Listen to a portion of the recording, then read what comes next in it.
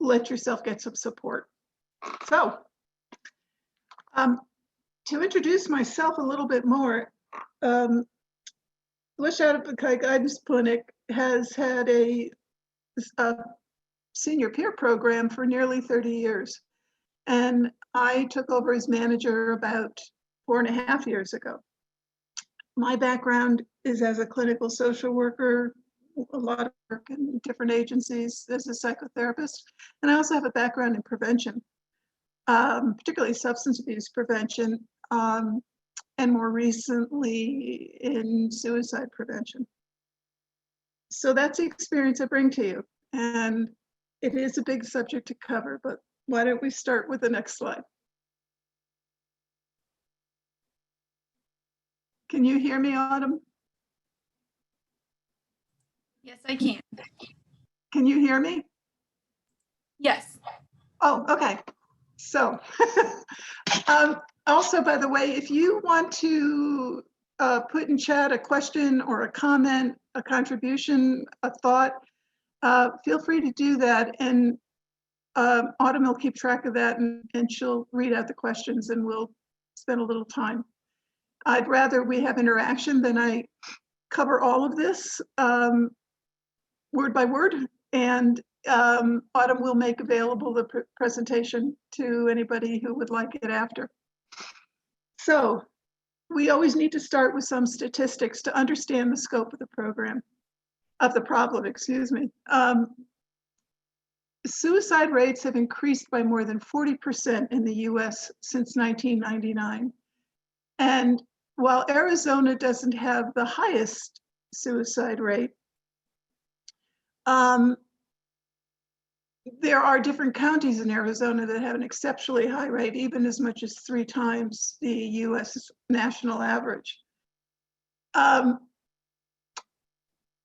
What people are most at risk? Well, 18% of all suicides are older adults, but the age group only represents 12%. So you can see why it's considered a high-risk population.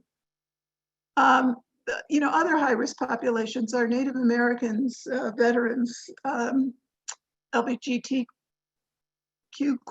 people, and others. So it certainly affects youth as well. But I think elderly suicide is not seen, if you will, as sometimes we are not seen, if you will, by a lot of people. So 75 to 80-year-olds have the higher rates than 65 to 75. But the highest rate is people 85 and over. And it's primarily men, overwhelmingly men. Certainly women do. And sometimes I've just looked at Yavapai County 2020 statistics that haven't been released yet, but there's not as big a gap between men and women as I thought I would find. Seniors have a high suicide completion rate because seniors tend, once they've made a decision to use a means that is usually fatal. And it's number one is firearms, hangings, drownings. When medical examiners compile statistics, there are many that aren't labeled as suicide, but it could be what we call the silent suicides of seniors who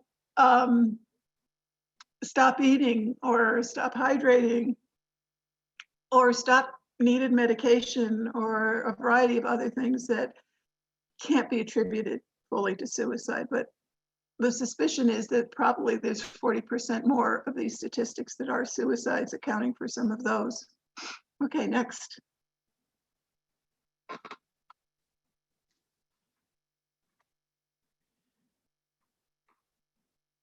There's usually not a single factor, but there are some that in priority list here give you an idea. And needless to say, if people have more of these issues going on, they're more likely, they're more at risk. Relationship issues are the top cause.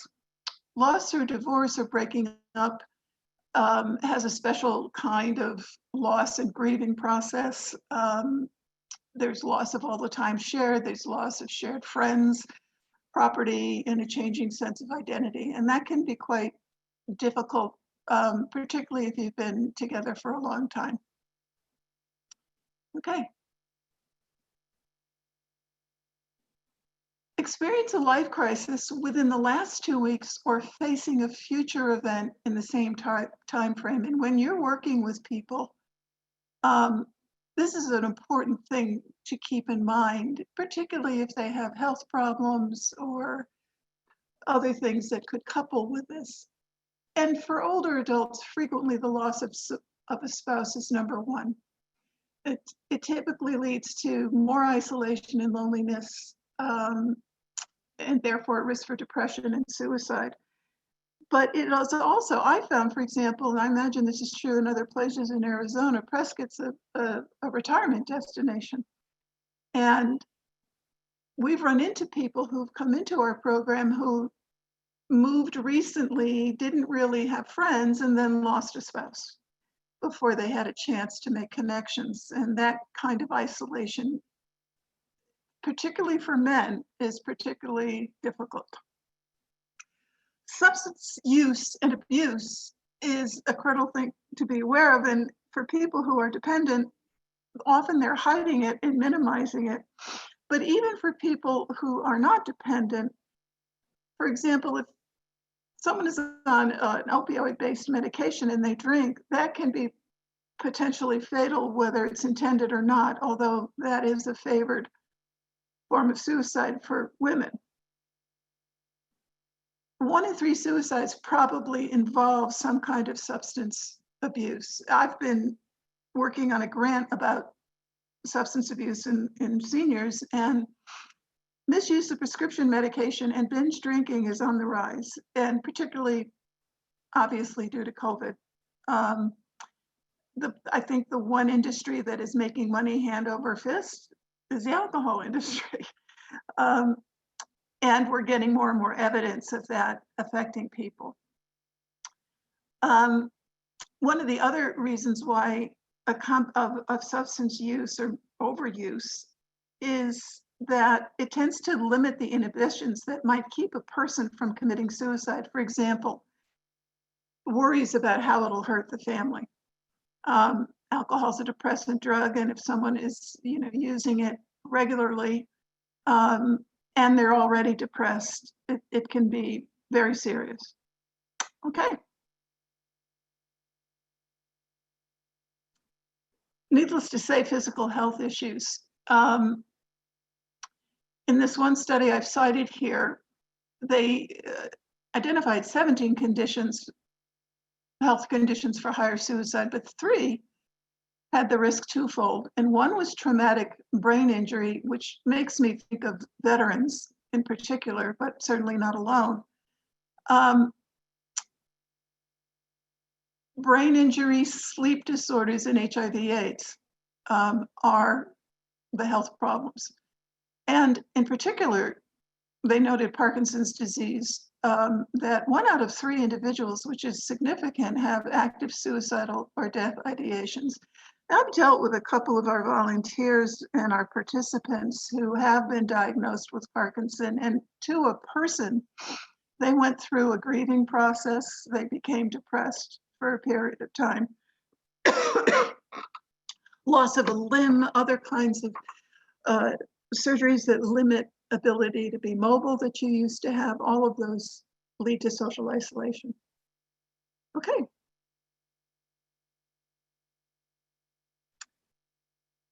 AARP has been paying attention and are very concerned about the number of seniors who are food insecure, among other things. Council on Aging said 60 and above, 25 million are living at the federal poverty level, which is scary in many ways. I think it is an increasing problem because the population of older adults is growing.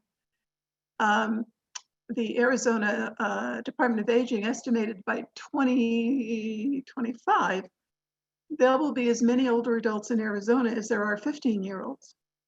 But we will not have the scope of services and resources that this population will continue to need. High medical bills, housing issues, payment of bills, all come together as high stress. Legal issues, particularly people with a criminal history, is a high-risk population. And the more serious the crimes that were committed, the higher the risk is. The other risk is older workers who've got a criminal history but need to work are likely to face even increased job discrimination beyond age discrimination. Okay. And housing-related stress. Boy, in Prescott, housing is booming, but it's high-end housing, which is frequently happening as retirees move to a desired location. Affordability, crowding, deficiencies in the dwelling, unsafe feeling in certain neighborhoods, and a distinct lack of transportation to shopping centers and quality medical centers, though we experienced that in Prescott.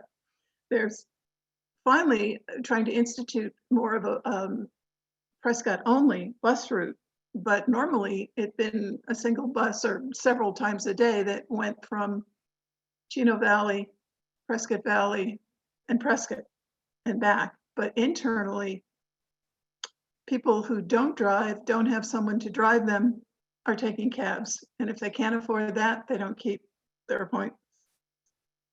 Okay, anybody have any comments about this, or does it trigger any thoughts for you? Okay, let's go. Next. In prevention, we talk about risk factors, but I particularly like to zero in on protective factors. Our approach in our program, even though we have people who are high risk for depression because of their isolation and social isolation, but to me, helping them build their emotional resilience, helping them bring more sense of purpose into their lives, can do wonders.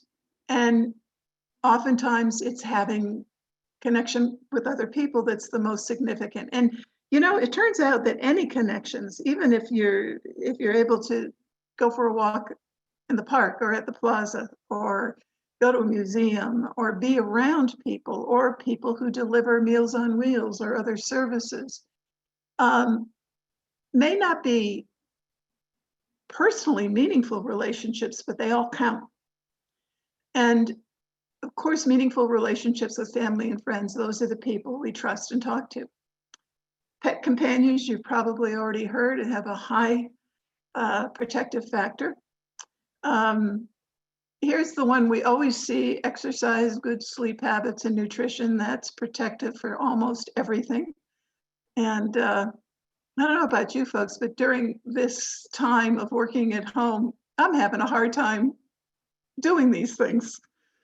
As I've talked to others, there's sometimes seems to be a hard time motivating. Practicing daily gratitude is actually a significant factor for protective factors in so many different things. And now is a great time for it.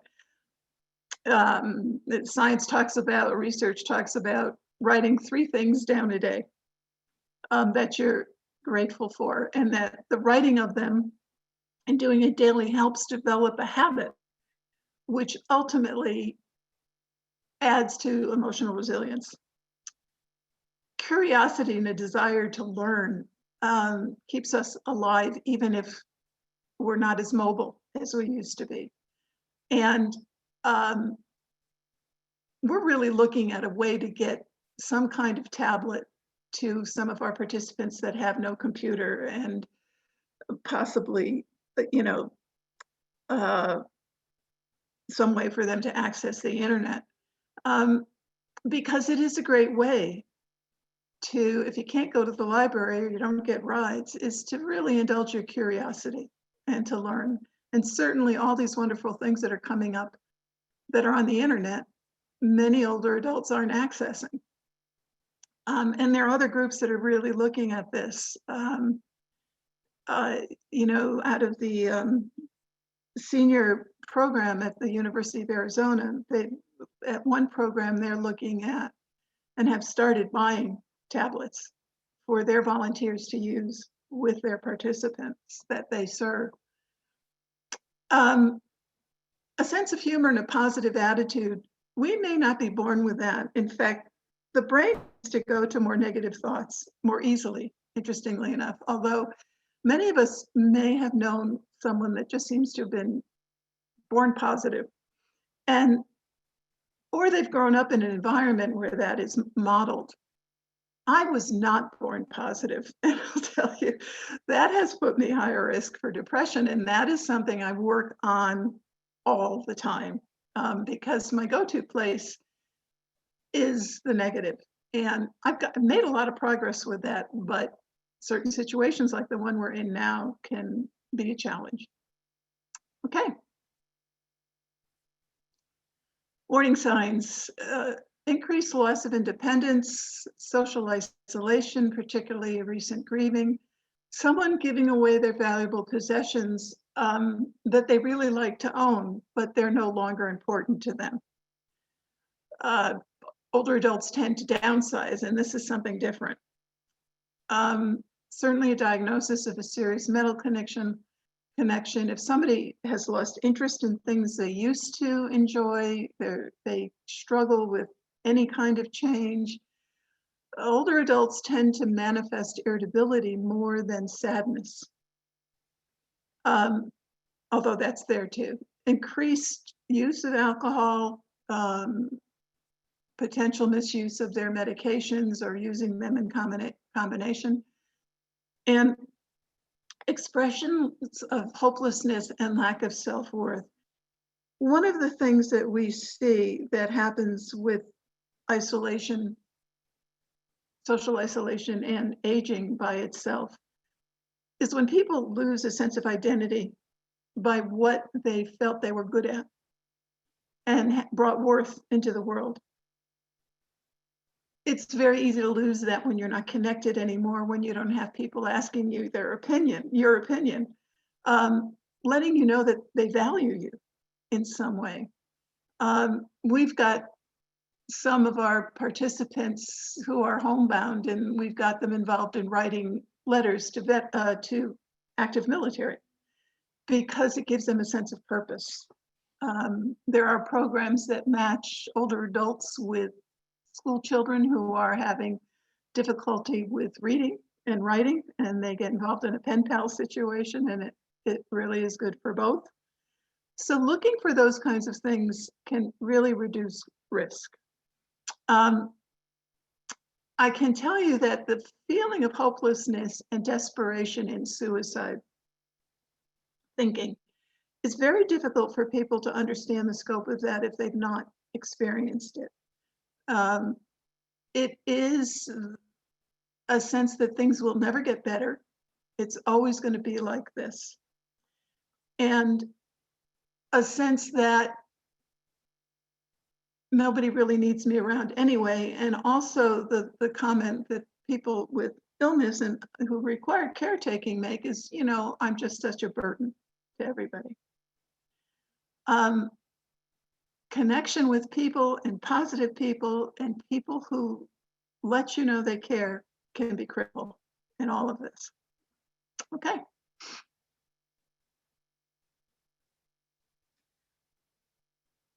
What we can do to help, there's lots of things, and that's why there's always a message of hope for people who maybe experience severe depression and suicidal thoughts. One thing that people tend to shy away from is being forthright with talking about, have you thought of suicide? Are you thinking about it? Have you thought about what you might use or how to do it? There is a fear that some people have that this will actually make someone think of suicide and trigger something. And the opposite is usually true. These forthright questions are much more likely to lead to somebody opening up and therefore allowing you to meet them where they are and where they're really feeling things. Before that, letting someone know you're concerned. It is critical to be sensitive, caring, and non-judgmental. Unfortunately, sometimes the people closest to people who are severely depressed and thinking of suicide are scared. They're frustrated. They don't know how to talk sensitively and really can become part of the problem. Sometimes it's an outsider or a professional who can make a difference in how much someone will open up. Okay, the other thing I should mention about access to lethal means, that is a high risk situation. Owning firearms is significant in Arizona. And that is the cause of death for most people in Arizona that have, who want to commit suicide, and having it in the home. And one very simple thing to do to help is, if they've admitted that they're feeling suicidal, is if they have a gun, get it out of the house. I had to do that once with a student when I was working at a university who was very depressed, was begging me not to put her in the hospital. And she was showing signs of not being on the brink. But I did ask her, do you have access to a gun? And she did, because she lived with her dad who had one. So what I did with her as a therapist, I said, well, if we're not going to take further steps immediately about you being hospitalized, then I think we need to get your dad on the phone and that you openly tell him what you're feeling, what's going on, and ask him to get the gun out of the house. And she did that in my presence. And I felt comfortable at that point, having her go home, and she quickly got into some other kind of therapy. But it's the kind of thing you want to be very direct about. Okay. Next. If we can be armed with what kind of resources are available to help the elderly who are isolated, senior centers, faith-related activities, how can they increase their physical exercise, peer support programs like ours? We have a volunteer, she happens to be on the board of our foundation, but she's a certified yoga instructor, and her volunteer work is that she goes into the homes of our individual participants and with their volunteer who's assigned to them, and assesses them and teaches them chair yoga exercises or other kind of appropriate exercises. And this is often for people who just think they can't do anything, and they are watching the TV pretty much all the time and not even walking to their mailbox. So it can make a difference. Transportation becomes a critical issue here, as you well know. And we have an organization in the Quad City area that's called People Who Care, who in fact recruit volunteers to drive eligible people to the grocery store and to medical appointments. And in fact, they include some of our support groups in that. But otherwise, unless you have family or friends or neighbors who are picking things up for you and you're no longer able to drive, you're kind of reduced to a very expensive cab. And hopefully that we can make progress with that. And the more rural someone is, the more difficult this issue becomes. You know all this, I know. Okay, next.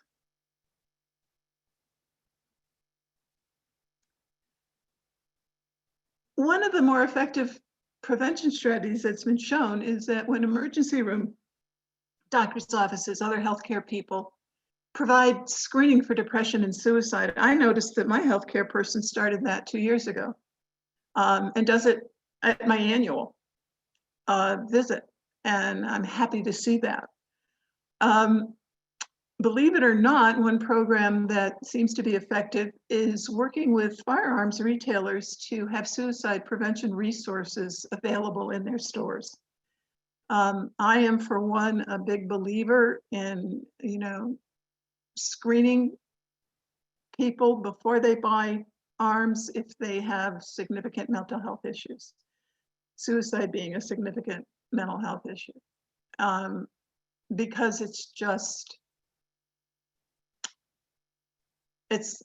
is such a cause of so much death and suicides in particular.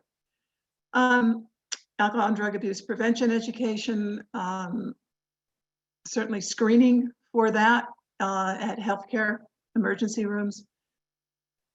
Planned affordable senior housing, I think ultimately, there are some that are designed specifically to allow you to have your own small apartment, but have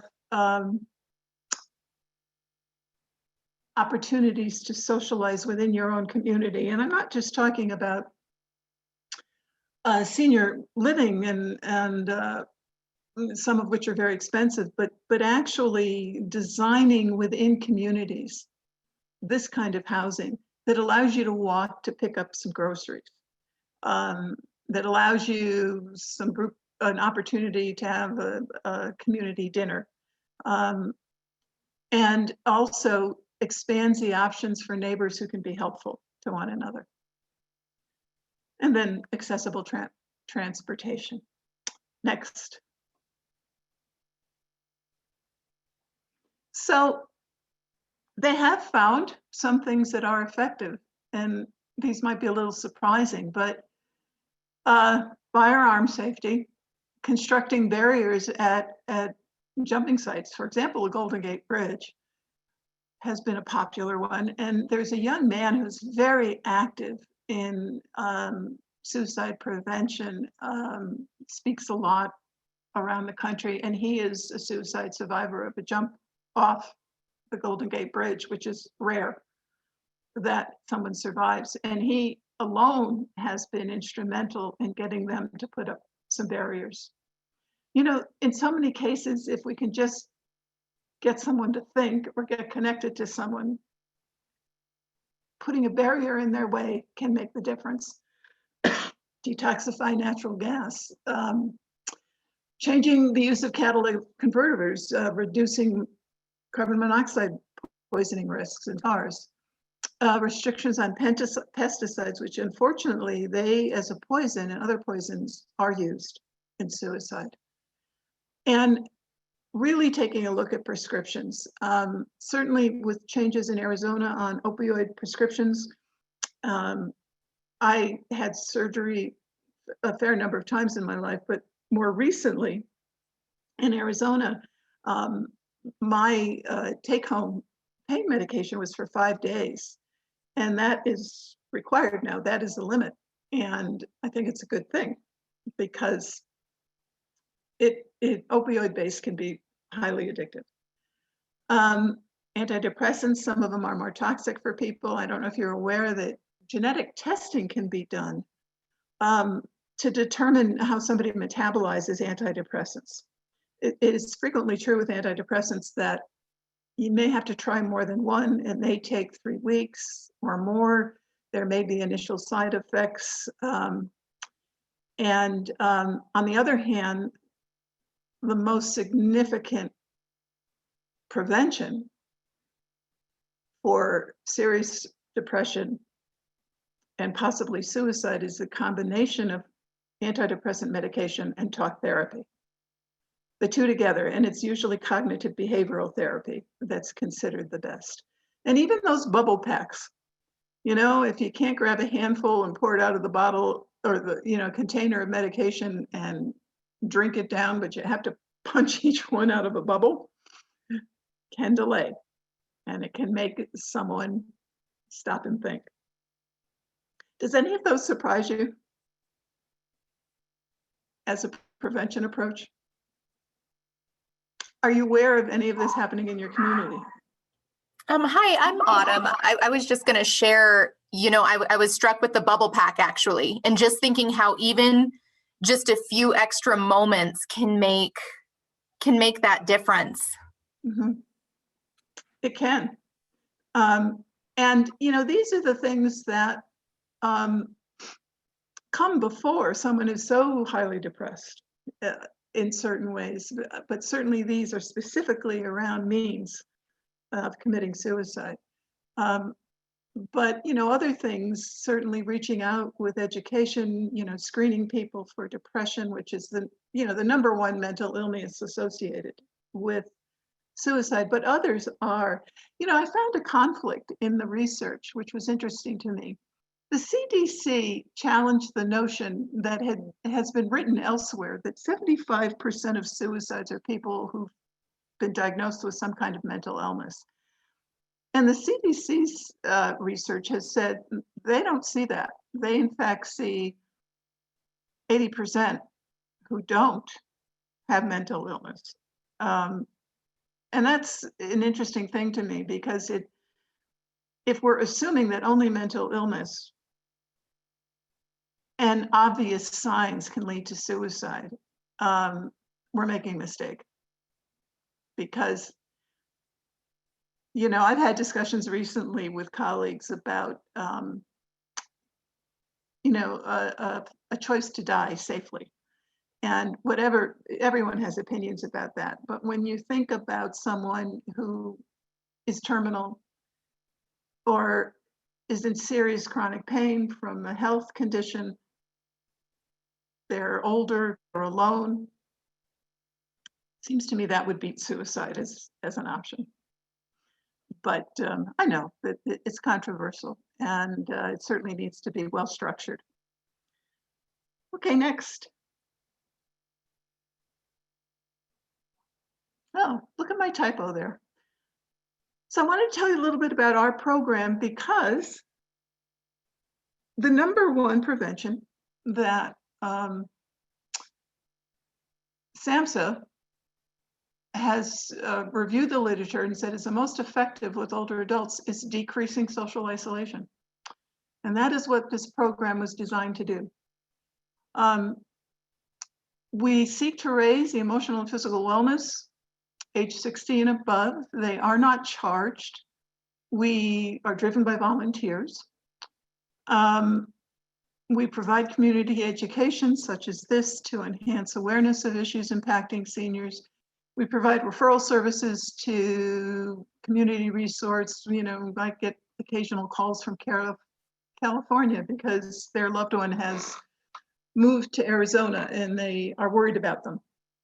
What's available? We provide groups and classes that I'll mention a little later. And they're not necessarily the people who are isolated or unable to drive. In fact, they often require people to drive unless we are using Zoom as an access. But that's the prevention of making sure that other people who may feel a lack of social connection have opportunities that are free, that can give them support or meet the sense of curiosity about issues. We get very talented volunteers who have significant backgrounds in things that are relevant to older adults. We have several therapists who we don't provide therapy, but they help facilitate a couple of our groups, that sort of thing. Okay, next.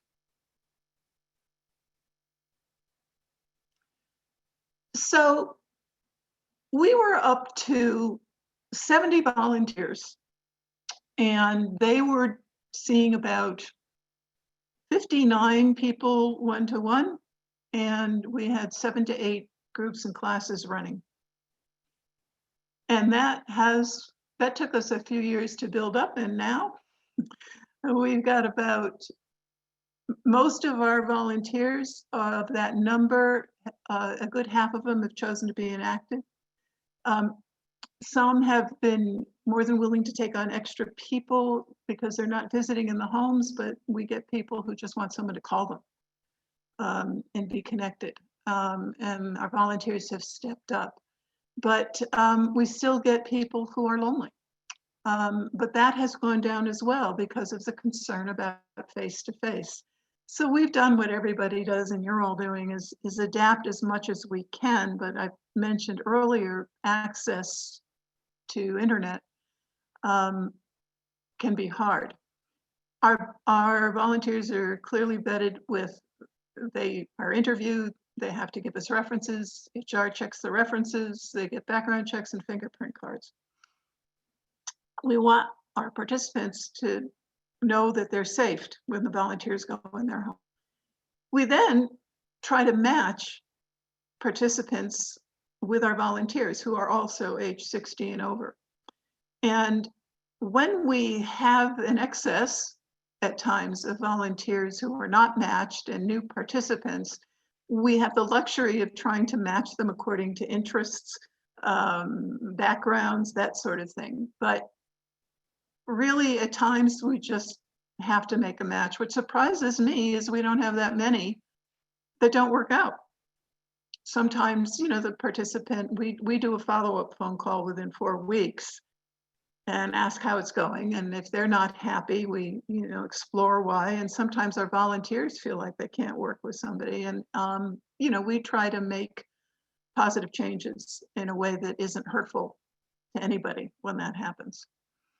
I told you about groups and classes, and normally people who are referred for one-to-one in-home visits, what my staff person goes in and does a very solid interview,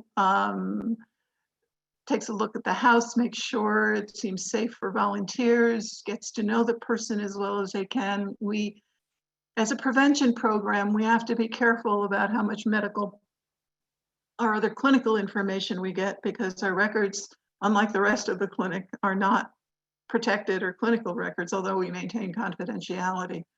But, you know, people who are more open will share that with us, and they're apt to share more when they get to know a volunteer who goes into their home.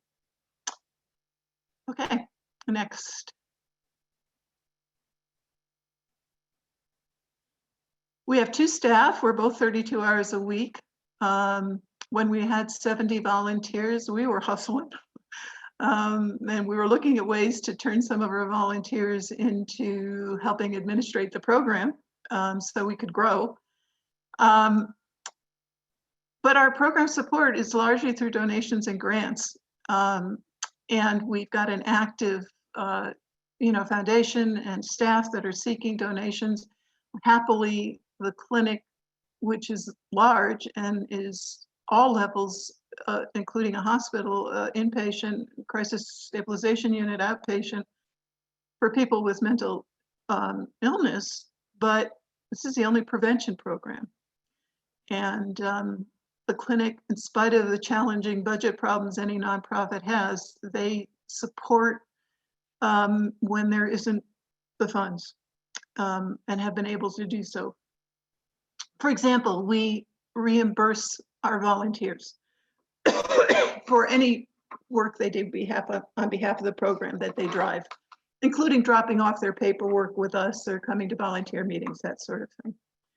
And the other thing is that due to one of the grants we've finished, we developed a program handbook that has all of our forms, you know, our explanation of our services, why we did things, in order to help anybody or any organization that wants to try to start something up so they don't have to do it from scratch. And we will provide consultation as is needed, because I really think the spreading of these kinds of programs is going to be critical. As my predecessor once said, with the population, our older population growing, there isn't going to be the services they need, and therefore we have to take care of one another. And that's really ultimately what a peer volunteer program is about. So, any reactions or questions?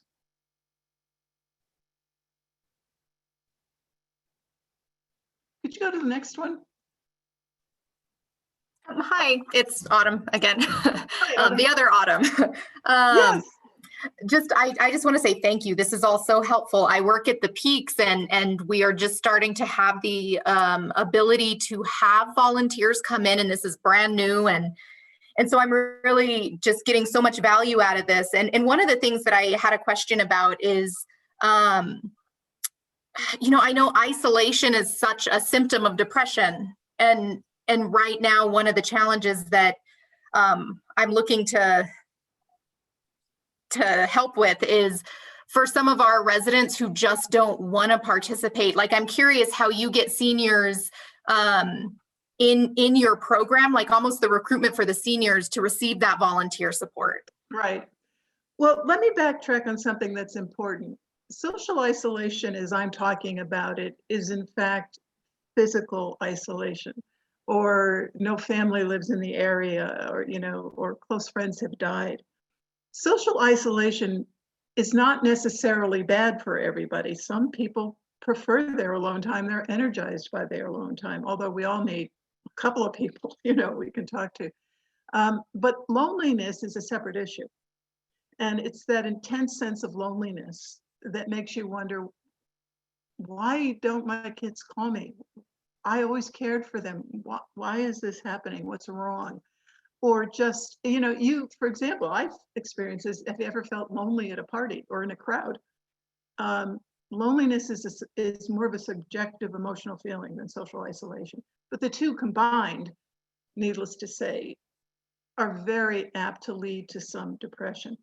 We coach our referral sources because if people think they're in need, this is particularly hard sometimes for men, it's hard to admit it. They won't want to admit they're lonely because that somehow means you're a loser. You don't have any friends.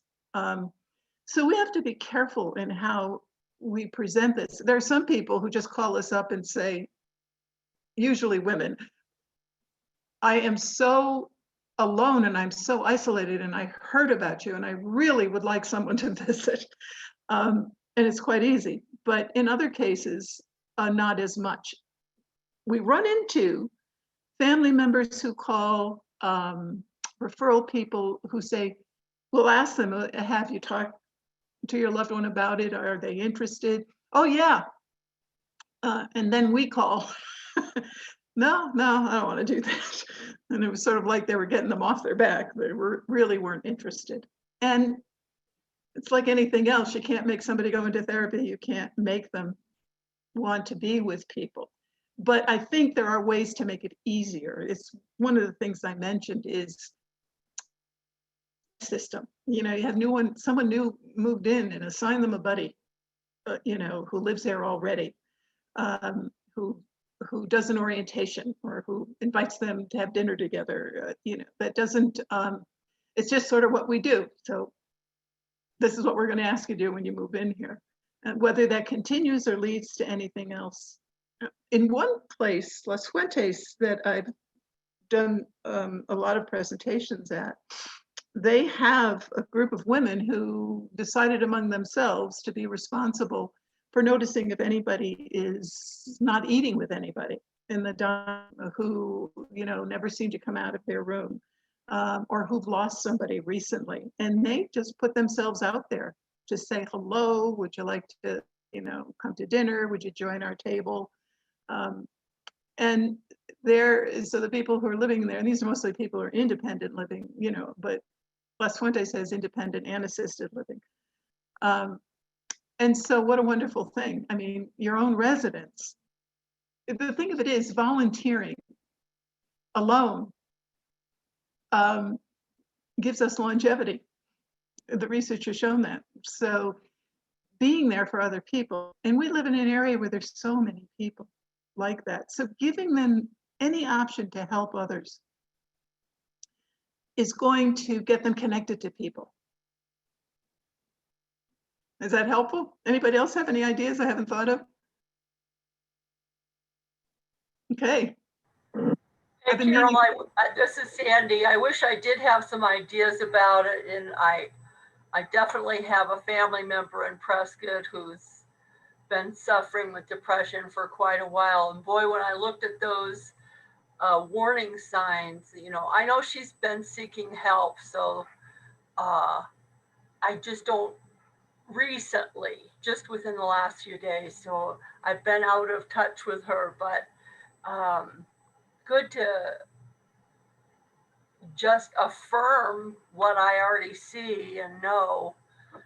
And yeah, and I could be one of those family members who's not always good at the sensitive talking with the other person. So, you know, it oftentimes it is the people closest to us who are not able to help us. And It's true, or because we're ashamed and we fear we'll be criticized or not thought well of. yeah, And, you know, family histories are complicated. There's lots of reasons for that. But I think I wouldn't worry you. The fact that you said you may not always be as sensitive means you're aware what would be sensitive and what isn't. I think you'll do fine.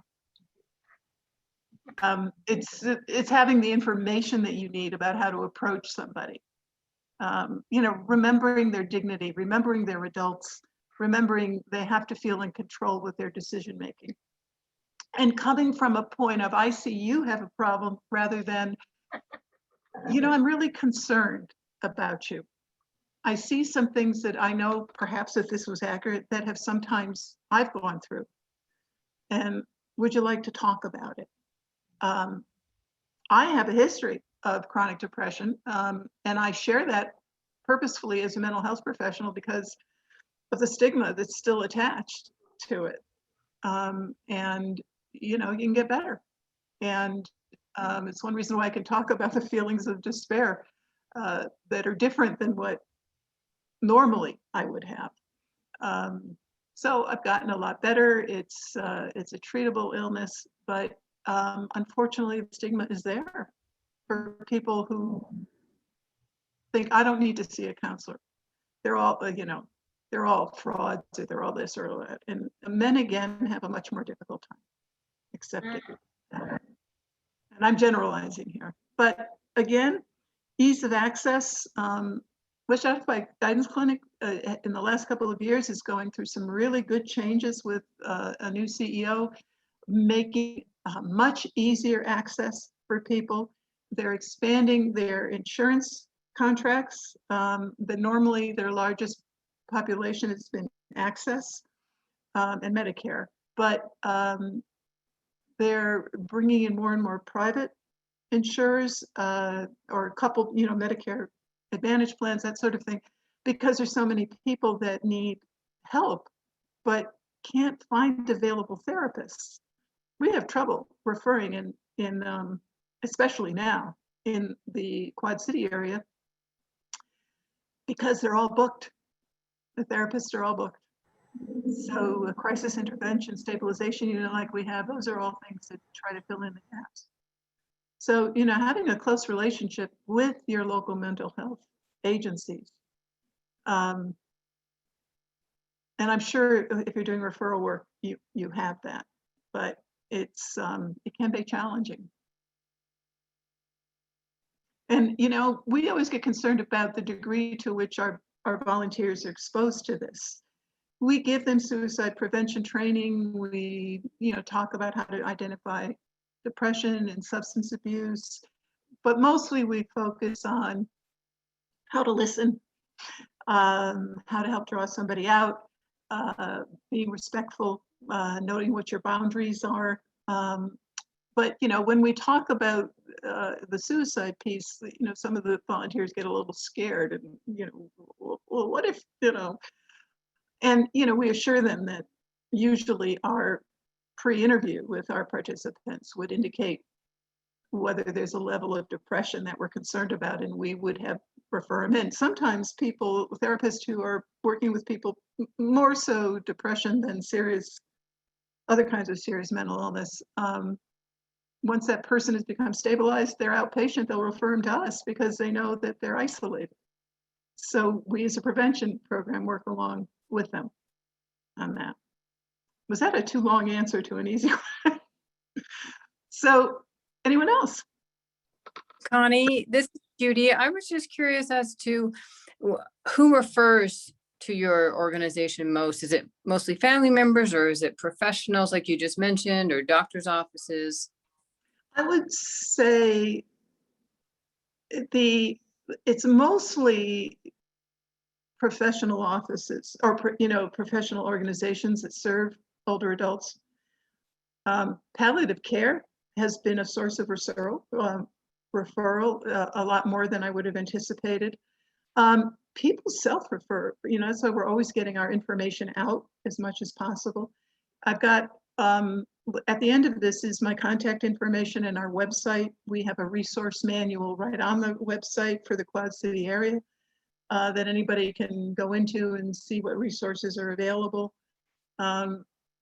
But I put up here is the available resources by phone that anybody can use. And, for your family member, if they're ever able to say that they're feeling really down, and sometimes I think it would be better off if I was dead, you've got the Suicide Prevention Lifeline that's national, and there's always somebody there if they want to talk to somebody. And on the next slide, Autumn, I have a list of the resources that I've used for this presentation. I don't know why I redid this morning. I guess you can see the websites that would be helpful if you wanted to explore this any further. And I think, in-service training with professionals, and I offer this not only on substance abuse, medication and binge drinking issues for older adults, but also on this issue of suicide and depression. The more the people are just aware and know what to look for, the more likely they're going to be, you're not supposed to be an expert. You're just supposed to care. You can't be an expert on everything. But I'm a social worker, right? We know how to find people who have the expertise we need. When I got divorced many years ago, I thought, oh my God, I don't know how to fix my car. I don't know, all that stuff. Then I went, I can find somebody.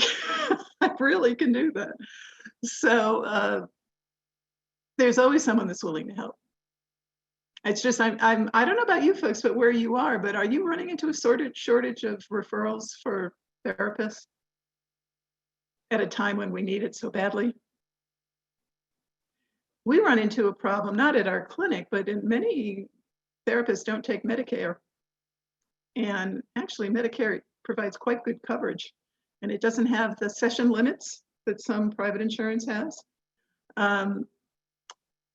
So we're always on the search to have found them and keep in touch with them. Providers are leery of billing Medicare because a lot of people find billing Medicare daunting. Yes, and I actually ran into that even with my Advantage plan to an office that said they wouldn't take it because they didn't have the office support to handle that. That was the first time I ever ran into that, but yeah, I'm aware that it happens.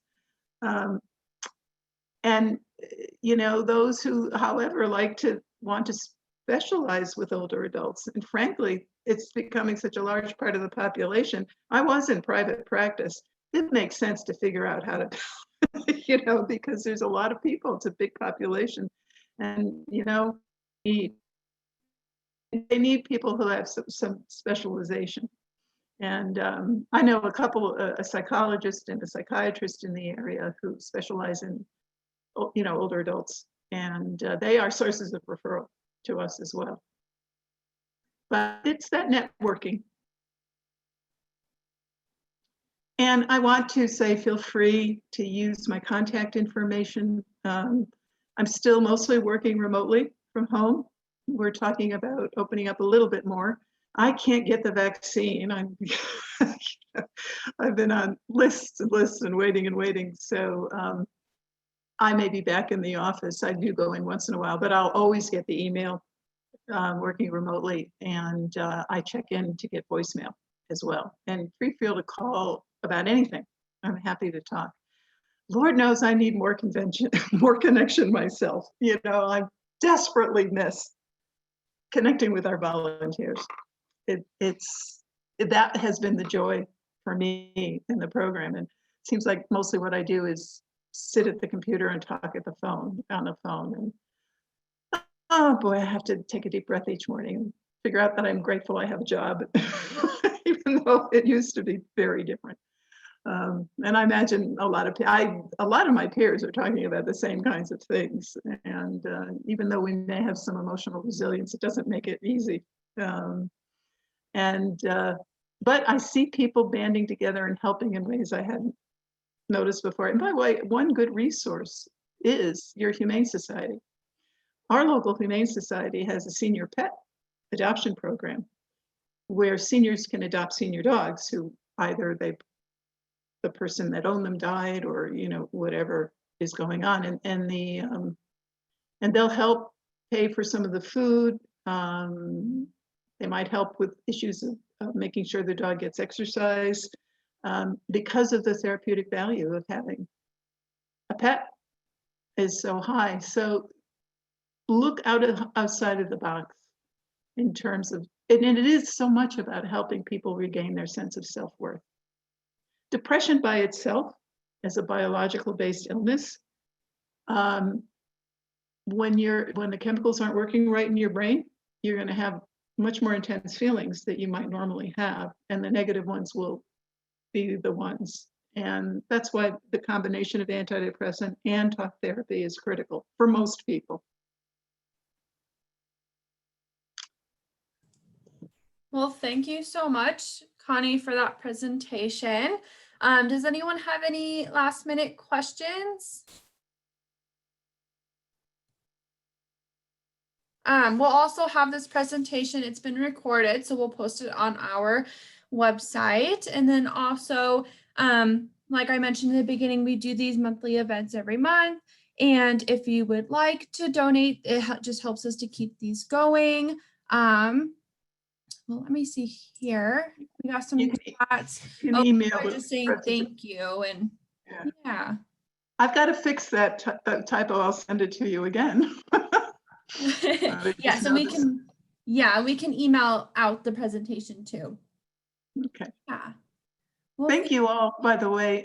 It's just very nice to connect and talk about something that touches my heart very much. So thank you. It's been a good morning. Thank you, Connie. This is super helpful and very, very timely with everything going on in the world. I really appreciate all the information. You're welcome. It was great to do. Okay, anything else? I don't think so. People are just posting thank you in the chat. And as Connie had mentioned, if you do have any questions after the presentation, feel free to reach out to her. And I hope everyone enjoys the rest of their Thursday. Yes. Take care. Bye. Bye. Autumn, I'll send you again.